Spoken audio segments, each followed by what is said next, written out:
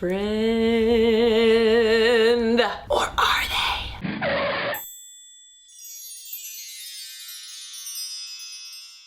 So today in the United States, 75% of American brides are wearing diamond engagement rings. And get this, guys, if you are thinking about getting engaged to your girlfriend, take a deep breath, because the average price of an engagement ring, $5,847.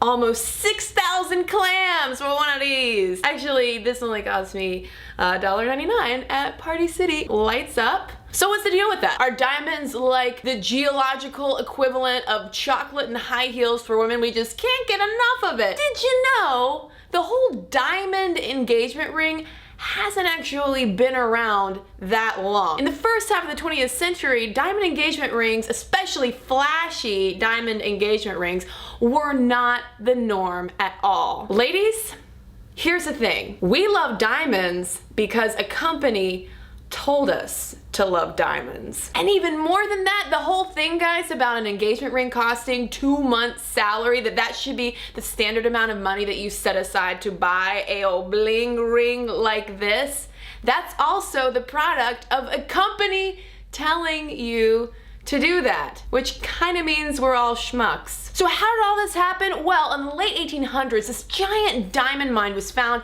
in South Africa. So all of a sudden, the diamond market was flooded with this influx of inventory, because previously, diamonds were exceedingly rare, and so the price was super high, and really they were reserved for the uber wealthy and royalty. But then this company called De Beers comes in, buys up all of these South African mines, makes this giant diamond monopoly, and they're like, so we basically have total and complete control over the entire global diamond market, so that means that we can tinker with the price a bit. But in order to drive up the price, we've got to drive up demand and value for these diamonds.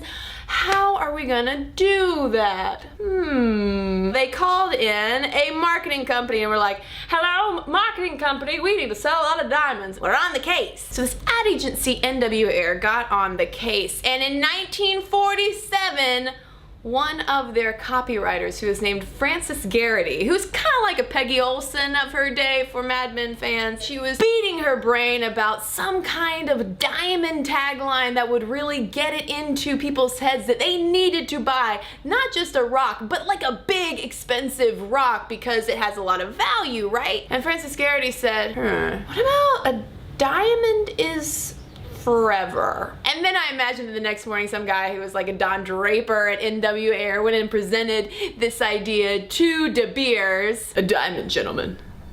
It's not just now. It's not just 2 minutes from now. It's forever.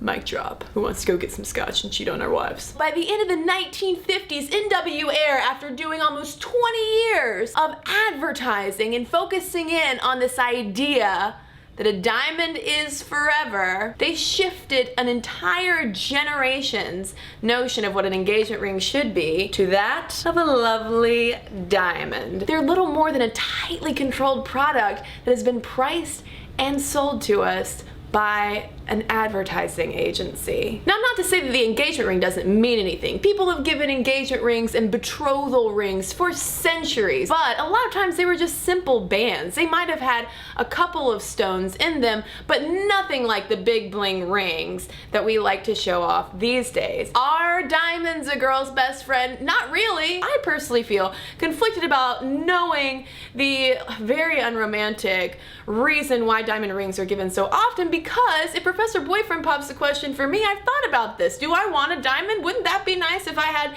some giant rock on my hand, meaningless though it may be in a lot of ways? So I want to know what you think. Ladies, did you get a diamond, or do you want a diamond? And guys, are you down with this idea of spending almost $6 grand just for one of the rings? This isn't even the wedding band. We're just talking about an engagement ring. You know where to comment.